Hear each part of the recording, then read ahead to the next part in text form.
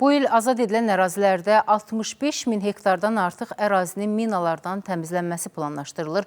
Bunu Baş nazir Əli Əsədov Milli Məclisin bugünkü plenar iclasında Nazirlər Kabinetinin 2024-cü ildəki fəaliyyəti haqqında hesabatını təqdim edərkən deyib. Baş nazir bildirib ki, keçən il 62 min hektar, ümumilikdə isə işğaldan azad edilən ərazilərdə 180 min hektara yaxın ərazi minalardan və başlamamış hərbi sursatlardan təmizlənib.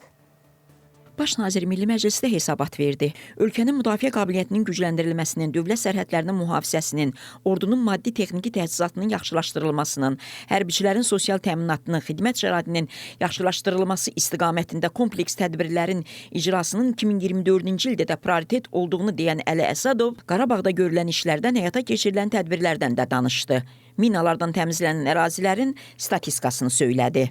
2024-cü ildə 62 min hektar, ümumilikdə isə işğaldan azad edilmiş ərazilərdə 180 min hektara yaxın ərazi minalardan və partlamamış hərbi sursatlardan təmizlənmişdir.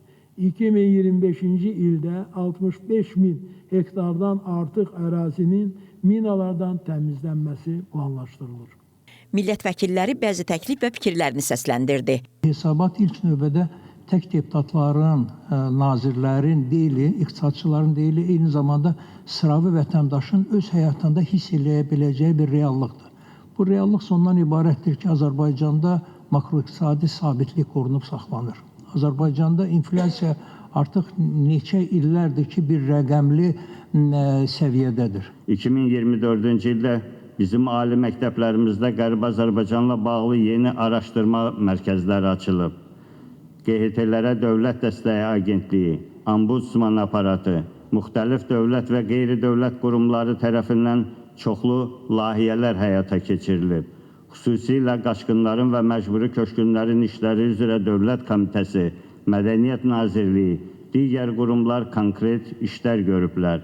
Gələcəkdə Nazirlər Kabinetinin hesabatında bunlara daha geniş yer verilməsini təklif edirəm. Baş nazir Əli Əsədov parlament sədri və deputatlara təşəkkür etdi.